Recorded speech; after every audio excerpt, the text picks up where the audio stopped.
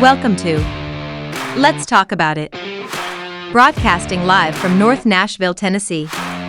North Nashville spans from Metro Center down to the border of Bicentennial Mall, including the neighborhoods of Bordeaux, Buena Vista, Parkwood Estates, Germantown, Haynes Manor, Jefferson Street, Fisk Park, Cumberland Gardens, Oak Valley, Enchanted Hill, and many others.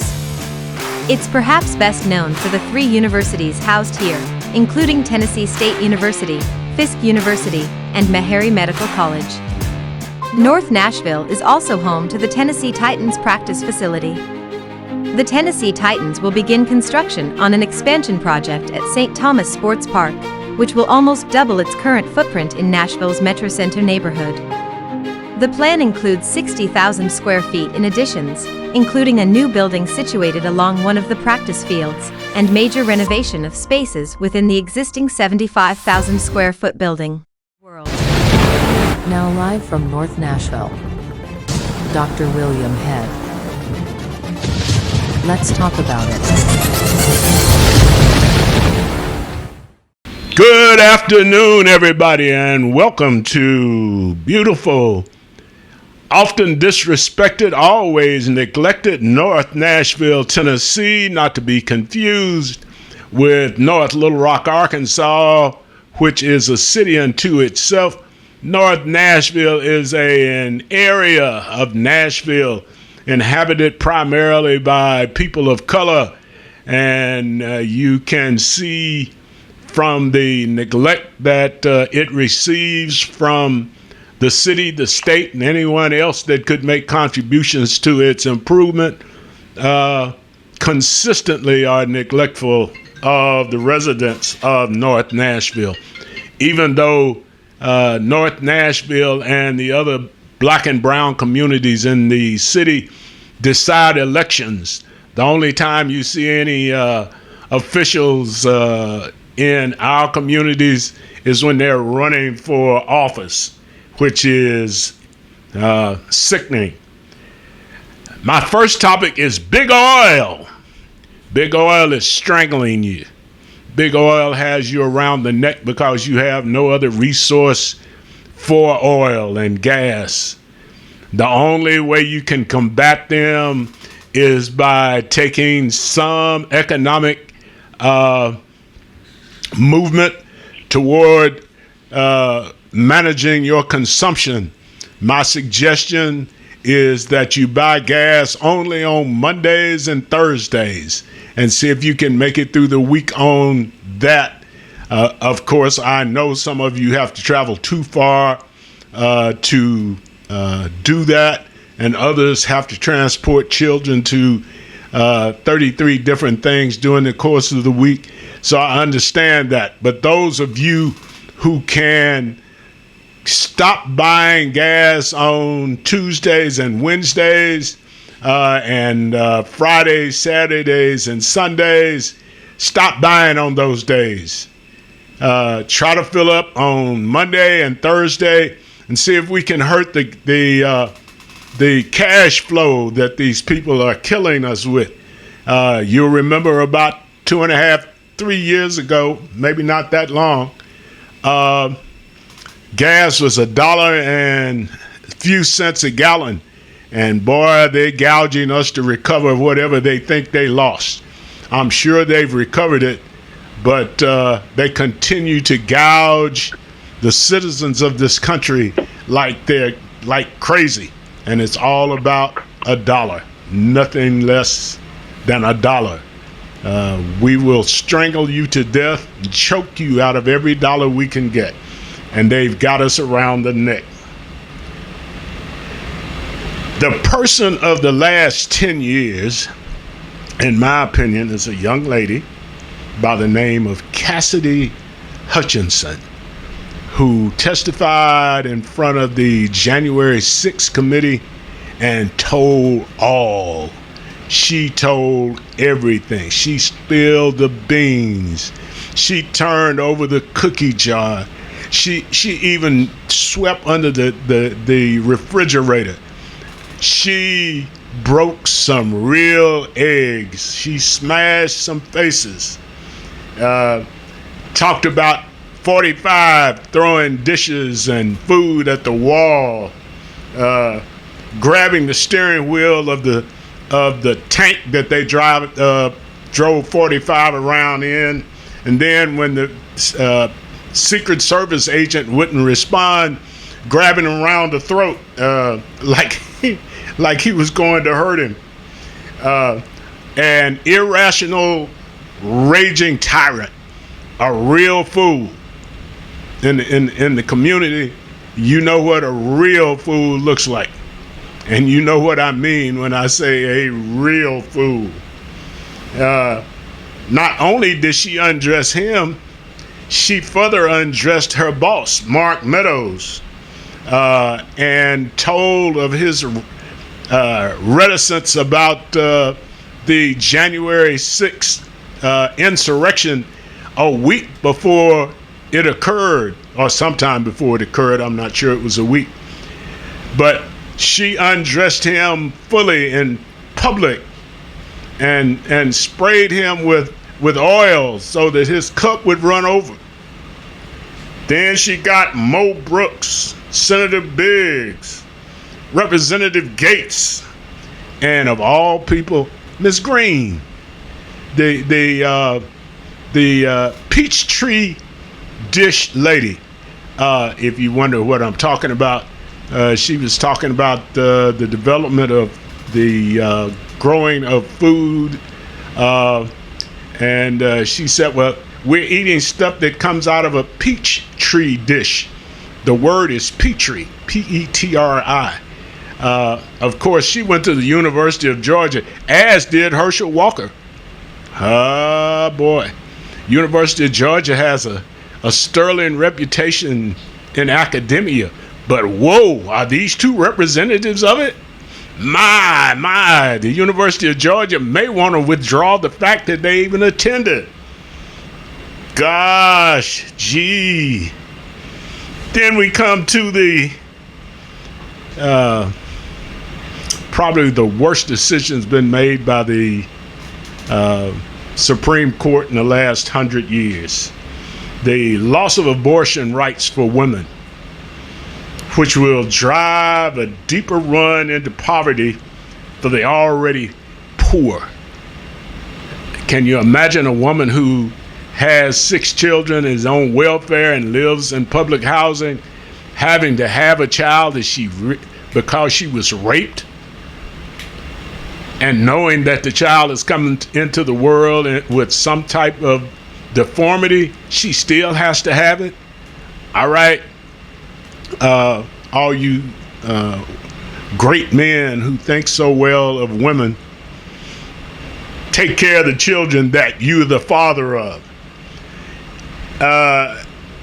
It will eventually lead to, as Uncle Thomas told us, to the laws that would outlaw the use of contraceptions. Same-sex marriages are in question. The delivery of medical assistance by medical professionals now, especially OBGYN doctors, is now in question because having an abortion now becomes what? Criminal? Wow.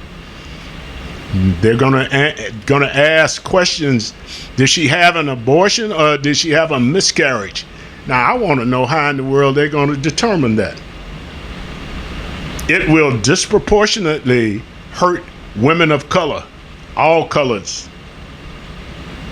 Of course, they did not have that in mind when they passed the law. All they did was make it a point that there will be more people of color because they can't have abortions. So you're defeating your purpose. What you want is white women to quit going into professional life and start having children so you have a voting block that you can call upon. This is stupid. I mean, it is actually stupid, self-defeating even. It gets lost. And while we were worried about the critical race theory, while the white individuals, the non-melanated individuals, were worried about the critical race theory and had us in an uproar over that. They were killing us with this Supreme Court and the laws that these states have passed. Ladies, all of you, women, if you don't like the word ladies, women, you better stand up. You better get moving. You better start being active in these communities where these extremist candidates are running. There's some general here in the state of Tennessee said he's running on Tennessee values. Well, I don't think you want that. Then there's a lady who wants to complete the wall at the border with Mexico. Who's going to pay for it? The man that wanted to build it couldn't pay for it. All of this while you sleep. Young lady gave a spoken word presentation at my church last Sunday before last, excuse me, and the main thing is in the theme in the entire presentation was wake up. Teddy Pendergrass saying, wake up, everybody. Got to teach a new way. Ladies, you got to get on the ball. You've got to turn these women into a unit in each one of these districts and vote these idiots out of office so you don't go back to 1944 images of women. I was watching an old Western movie today, Man of the West. Watch that if you can find it. It is so indicative of where the Republican Party and this Supreme Court is trying to take this country. Please.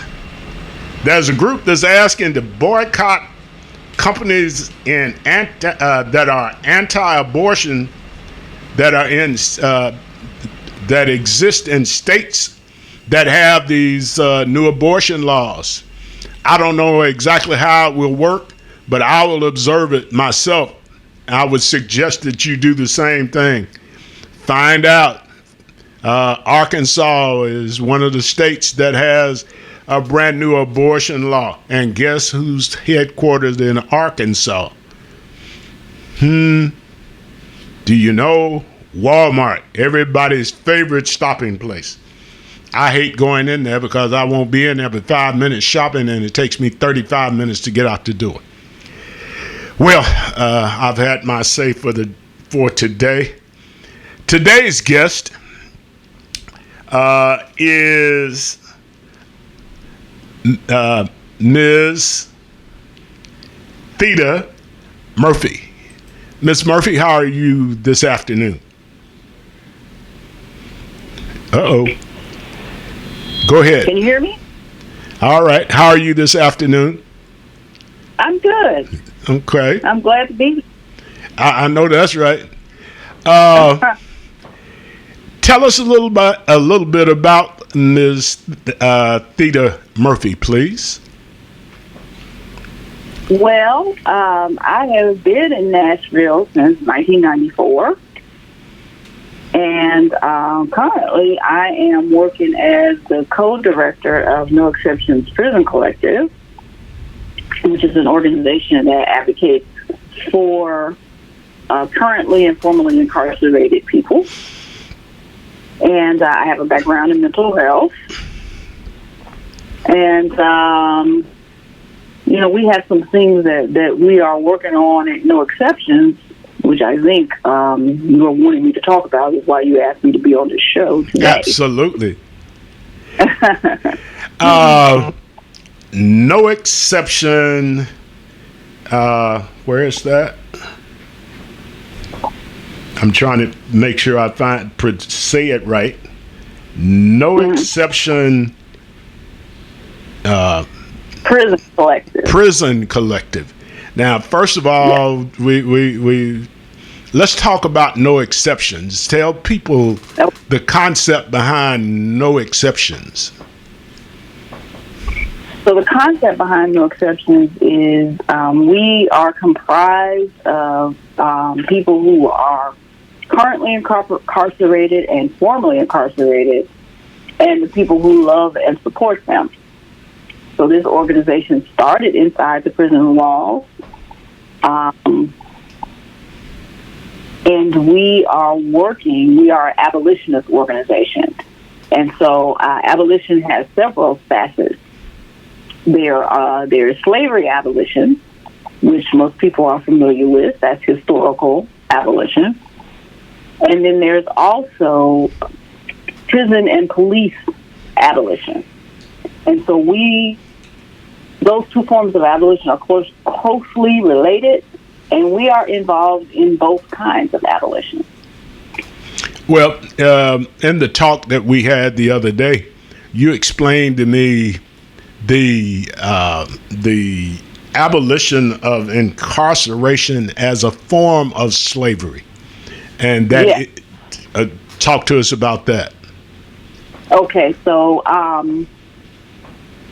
one of the things that No Exception was founded about, and where it got its name from, is that the 13th Amendment supposedly abolished slavery. That's something we all learned in school, and we were all told that. The issue with that is that there is an exception to slavery that is codified in the 13th Amendment. And that exception is for people who are duly convicted of a crime. So people who are duly convicted of a crime, duly slaves. Yes.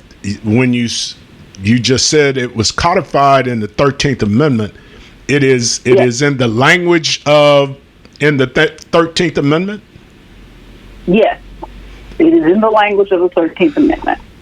So that means legally, the legal slavery continues in the prison industrial complex. Yes.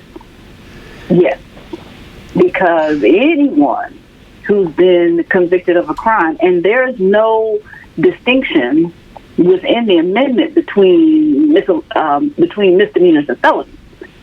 It's a crime, period. So if you've been convicted of a crime, your punishment is to be demoted to the legal status of a slave.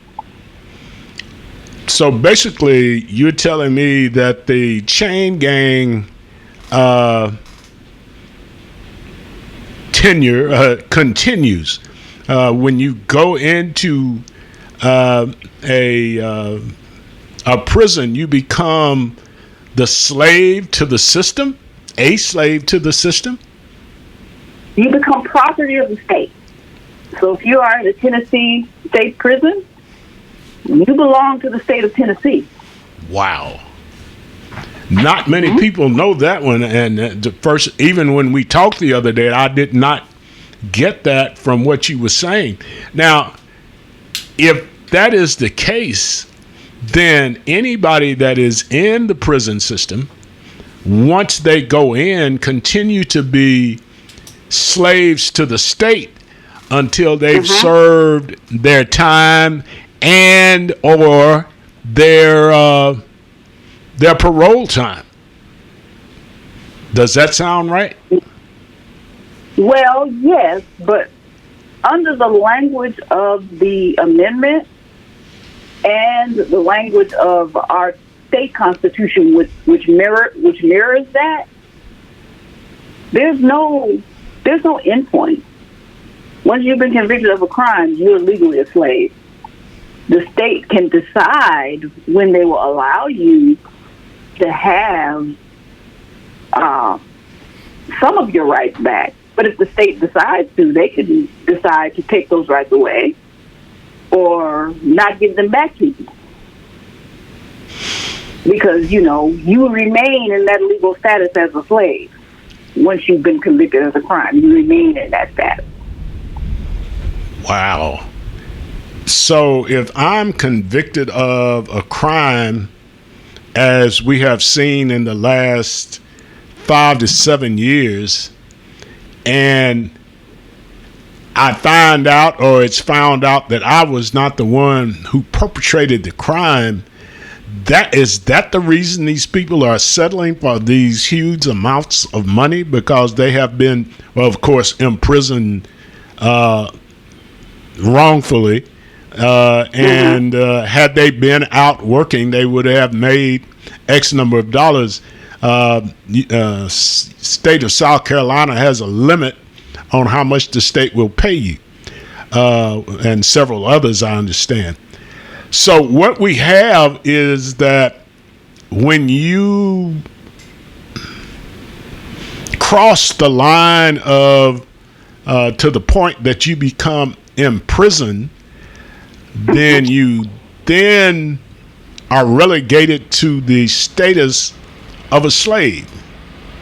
Yes. Yes. Yes. And your body belongs to the state. Ooh. Wow.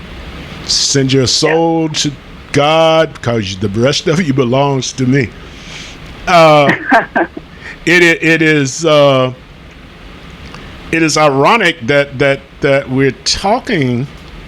Not ironic. It is absolutely insane that we're talking about slavery in this day and time. Now, as I know it is. When one goes into a prison situation, are they then obligated not only to serve time, but to provide labor? Yes. And I'm going to stipulate that the work programs in the state, in the Tennessee Department of Corrections, those work programs are voluntary. So technically, anybody on the inside can opt not to participate. But they usually do, for various reasons. Well, it gives them an opportunity to feel like they're accomplishing something anyway. And make some money, because they do get some remuneration. It's not much, but they get some. And they get time off. They get good time. Well, this last law that they passed during the last session is stopping that. But they used to get time off if they chose to work. So they did away with the one thing that encourages people to work? Yes. Yes. Now, what idiot did that? That was the majority of your state Republican legislators. Well, I understand then. It was a band of idiots. Okay. They call it truth in sentencing. They call it what? Truth in sentencing. Truth in sentencing. Oh, that was what the governor signed maybe 3 weeks ago? Right. Oh, so there was no truth in the way they were presenting it either, was there? They presented to the public as something that was palatable, and then did not explain at all what it actually does. Right, exactly. So what we find is that people not only lose their freedom, they are then relegated to a status that is below human. Is yes. And it becomes, you now are in this legal twilight zone, right? Because, like I said, once you've been convicted of a crime, you fall into that status, and you stay in that status. So if at any point it becomes politically expedient for politicians to decide to take rights away from people who've done their time, who paid off all their fees, who are now and have been in the community establishing their lives, but for some reason they decide that they want to take their rights away, they can do that because they will always remain a second-class citizen the way the Constitution reads now. Wow. So it would take a constitutional amendment to change that. Yes. Wow. Yes. That's and so that is what No Exceptions is been working on for the past 6 or 7 years, getting the states to change the state constitution, not the 13th Amendment, which is a whole other process, but we have gotten to the point where people in Tennessee can vote to remove that exception from the Tennessee state constitution in November. And it has taken that long because the process of getting anything on the ballot takes that long. So we in the next election will get a chance to vote on that. We will get a chance to vote on that. Now, what are they veiling that with? I know there's going to be opposition from the same folks who wrote the truth in sentencing law. So we might as well get as much out there as we can about when you read it. Go ahead. Actually, the folks have not. They've not had organized opposition against it. And when it was going through the legislature, a lot of them actually voted for it and became co-sponsors for that bill.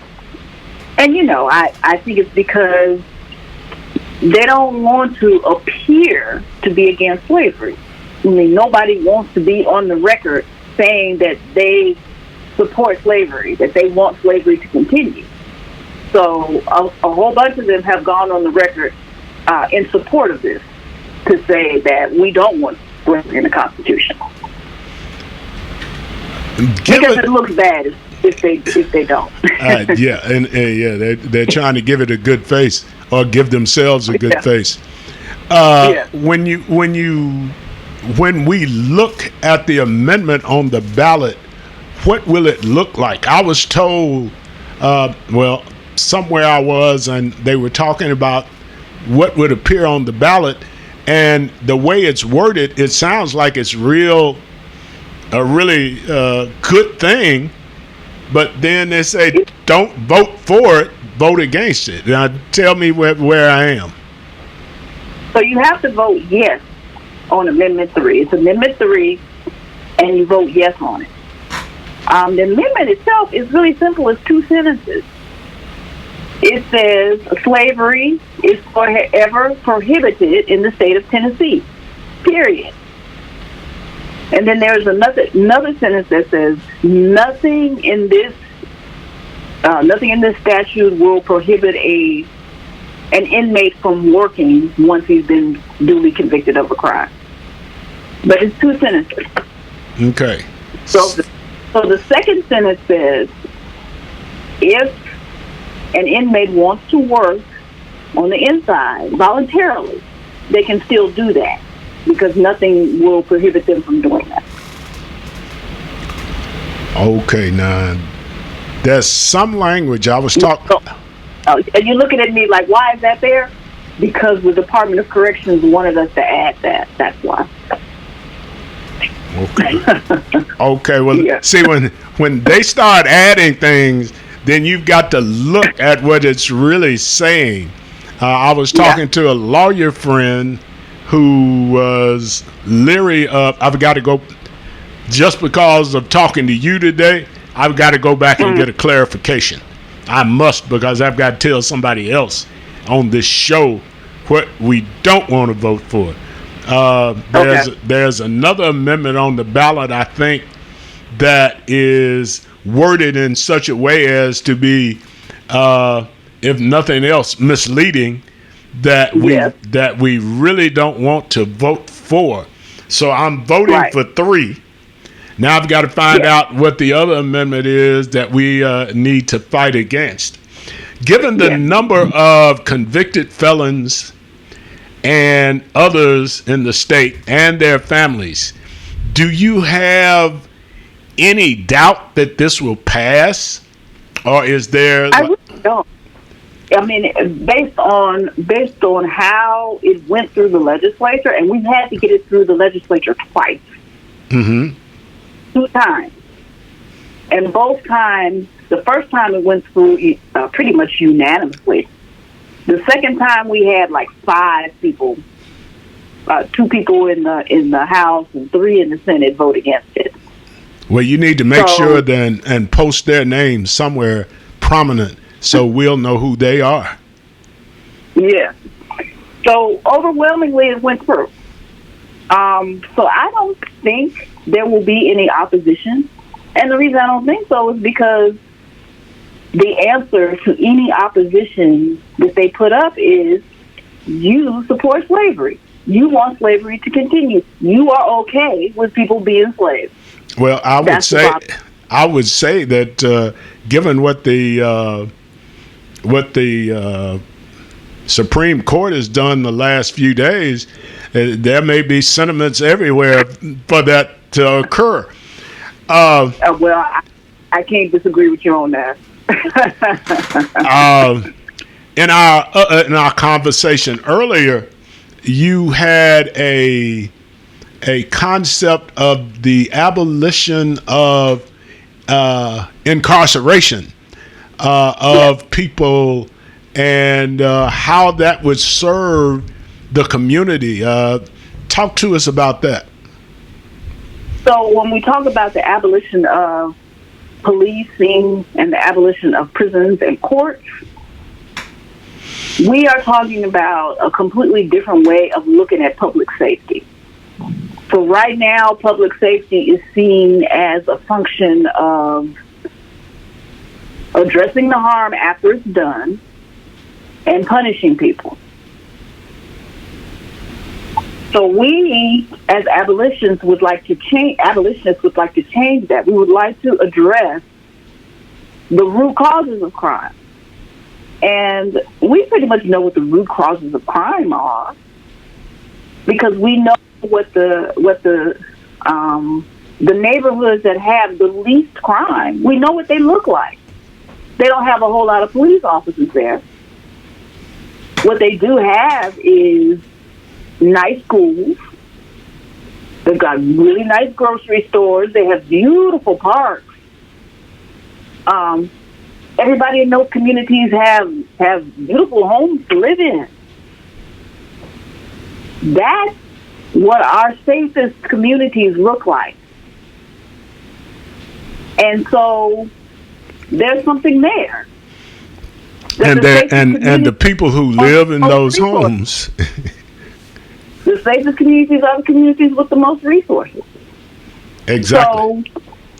So, right. So why don't we just make sure that every neighborhood and every community has the resources it needs? That people have jobs, that people have access to health care, that people have schools that are fully resourced, that have all the equipment that they need, where children are not going to school in buildings that are falling apart, that the teachers are well paid, that there are parks and after school programs. Why can't we just make sure that every community has that? If we do that, then we're starting to deal with the root causes of crime. And that is the idea of abolition. So what you're saying is you're going to the root of the problem rather than the corrupted end of the problem. You're providing for those people in those communities what they need to live a reasonable life. One of the things that you did not mention is that in the communities where homes are owned rather than rented, are the most crime-free communities in cities. People who have a vested interest in the property that they live on, in the buildings that they live in, they have an interest in maintaining them. To their neighborhood and their yes, those people.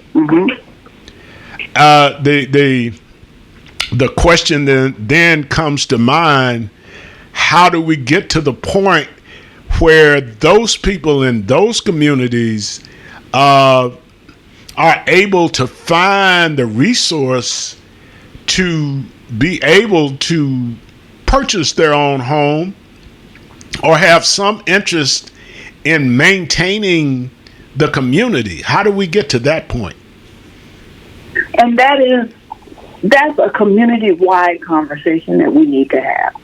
Now, one of the things that we as abolitionists have been doing the past 5 years is we've been turning our attention to the city budget documents, or how the city does its budgeting. So one of the things that we have been paying attention to or doing research on is how the city is spending its money. And we're finding that the city is spending its money more on policing and courts than on anything else.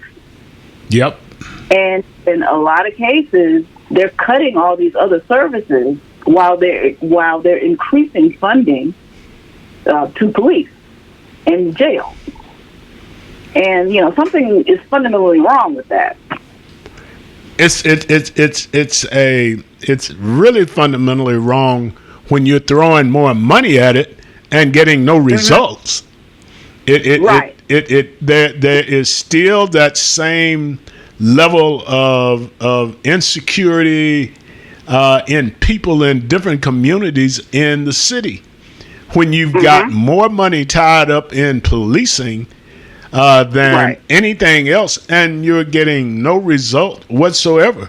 Every year, the crime statistics are so close that you can't separate the years unless you see some numbers. And go ahead.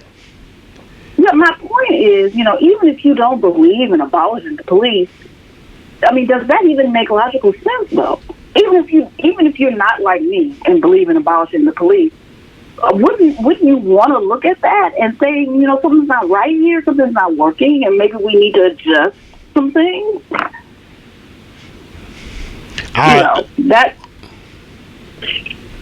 I saw something unusual yesterday.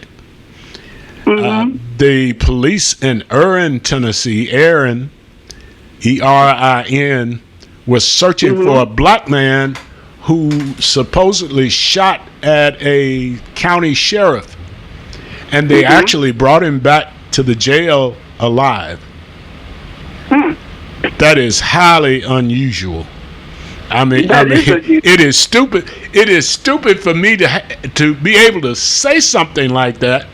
But every black man that the police pursue for any reason somehow ends up dead. Right. It's rare that they don't.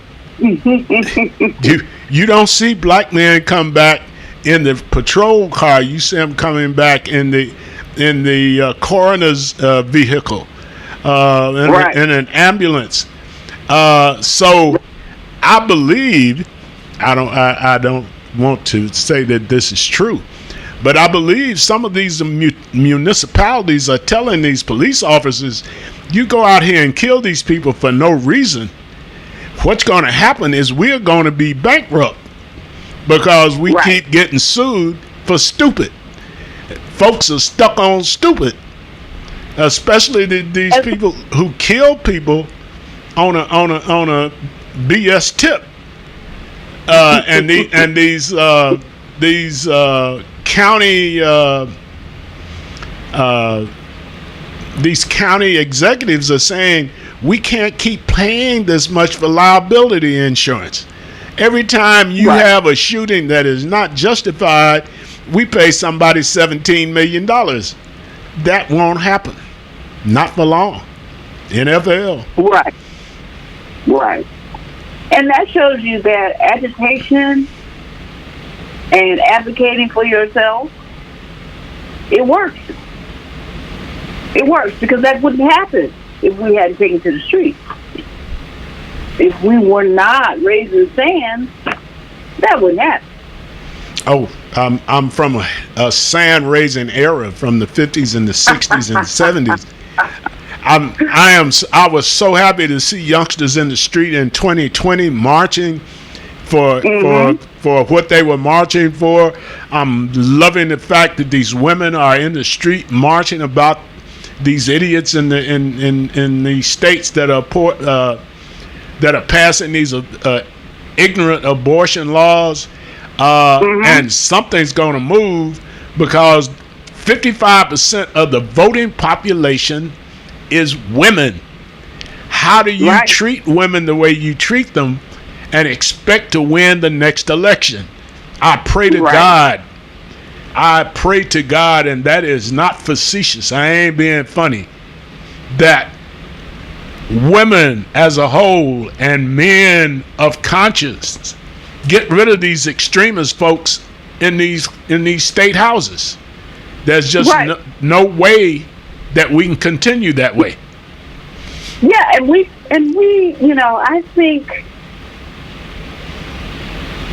think that our politicians, our Democratic politicians in the state of Tennessee, in many ways seem to have given up on trying to win any seat. And but I haven't given up on the people of Tennessee, because I think it's the people of Tennessee who are going to change all of this around. I mean, we are organizing in our communities, and we see that it's having results. We are fighting back like the people in Mason did. They fought back when the state comptroller was trying to take over their city. Yeah, they did. They fought back. So we as people can organize ourselves, and we can actually make the change that needs to be made. The politicians will follow us if we lead them. I'll give you a case in point. The state of Kentucky had not had a Democratic governor in quite some times, and the last governor of Kentucky was a staunch Republican who came in with all these extremist ideas, cutting off the path to Obamacare, cutting back on education, et cetera, et cetera, et cetera. And he did all that. And then the people said, well, why can't I get to my Obamacare site? And they said, well, they took all that away for the state of Kentucky. They said, they did what? You voted for him. The next election, the next election, they got him out of there. Very seldom do you see Republican governors not being reelected. They ran him out in the very next election. I am of the opinion that the people of East Tennessee, who are suffering unimaginable poverty because of lack of any industry, they've got to see at some point that the people that they're trusting are not trustworthy. When the governor of the state of Tennessee talks about giving $500 million to the Tennessee Titans to build a new stadium with hungry people in East Tennessee, he ain't the governor of the state of Tennessee. He's the governor of Nashville. So the state, governor of the Titans. yeah, he's the Titans governor. But when you will slow me down. When you look at the abolition of policing, courts, and prisons, what is your projection for community safety? The question is, we don't have police. How do we keep peace in the communities. If we don't have prisons and courts, how do we handle people who are murderers and rapists and commit heinous crimes? How do we handle their situation? So we have a concept called restorative justice. And the idea of restorative justice is based on relationship building. It's not based on punishment. Because right now our systems are based on punishment. So when you talk about restorative justice, you are talking about finding ways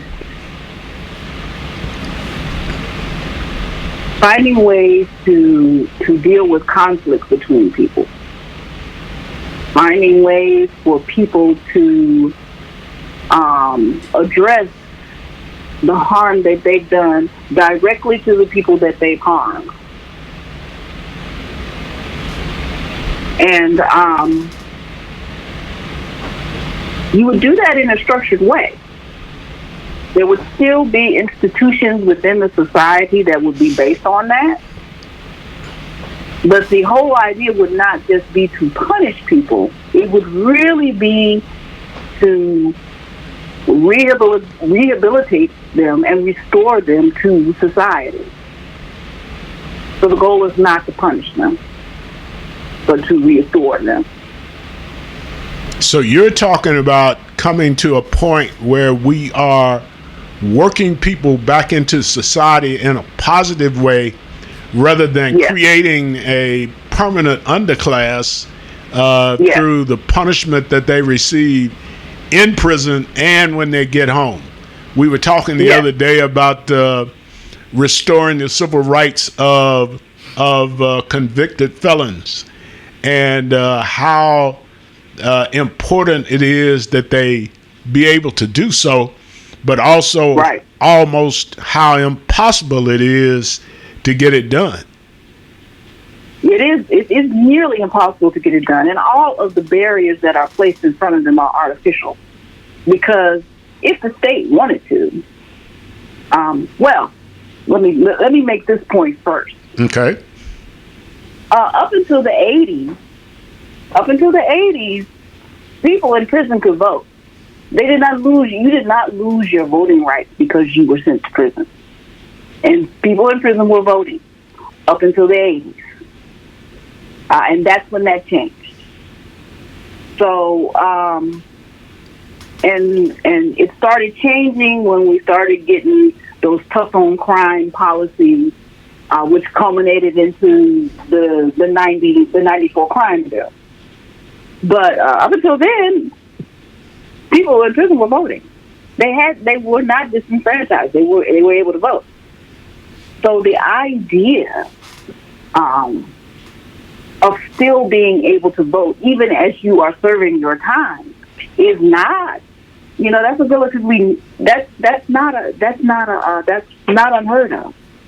It's relatively new to take people's votes completely away from them while they're serving their time.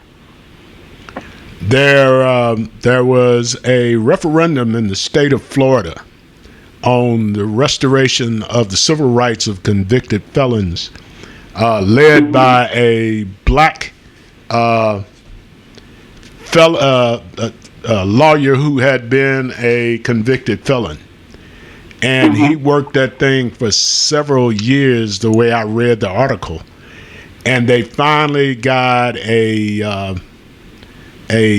constitutional amendment that made it far easier to get your voting rights restored, get your rights to a driver's license restored, get et cetera, et cetera, et cetera.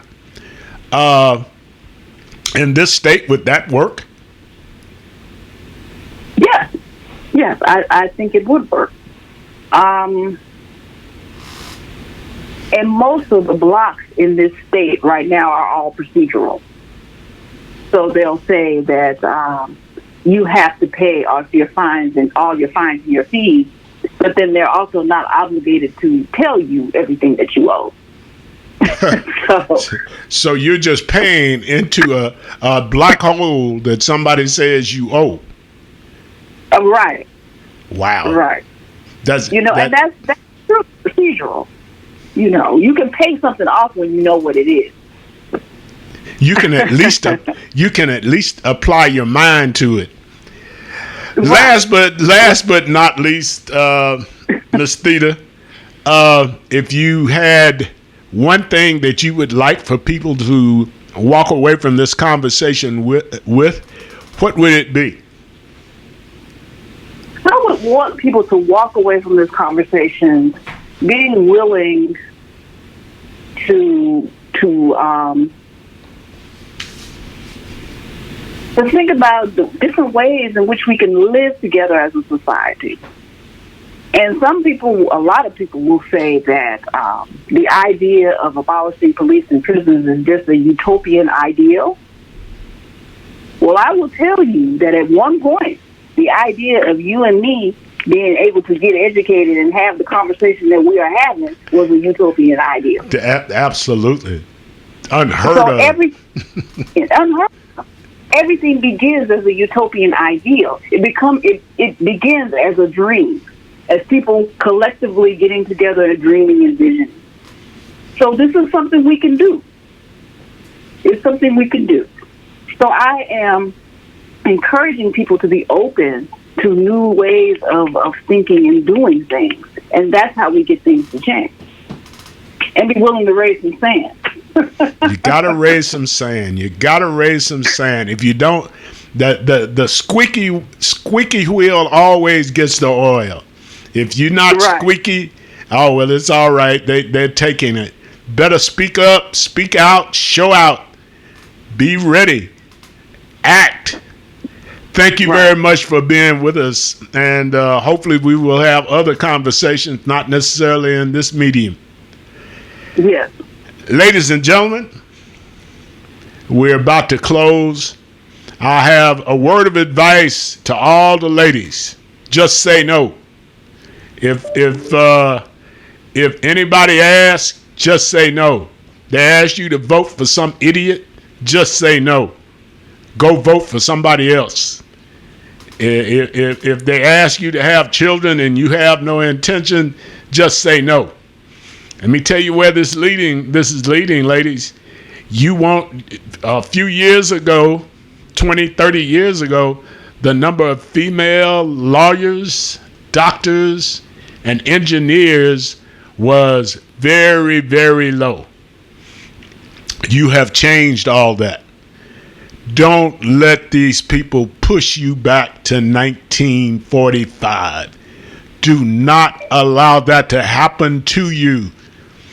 Get out, register folks to vote, get them together to get to the polls or however they want to go. Rent a bus, take a bus load to the little box to drop off your ballot and make sure they've got transportation and get people out to vote. Vote for people who see your side of what's going on. Women and minorities have been treated terribly in this country. Yet the people in power say, well, we're not a racist society. Anybody believes that? I got some oceanfront property in Arkansas I want to sell you. Let me get off my soapbox. This has been Let's Talk About It. And I will close today with, as I usually do, with a quote from the late Reverend Dale P. Andrews, Reverend Dr. Dale P. Andrews. I have more questions than answers, more problems than solutions. From these gifts, I freely share. God bless. Wear your mask. COVID is still out here, and according to my doctor friend, it's going to be here. So don't get careless. Don't catch it. Then you won't have to suffer with it. Vote, vote, vote, vote. Like Mayor Daley in Chicago used to say, vote early and often. God bless and keep. This has been Let's Talk About It. And I am William Head.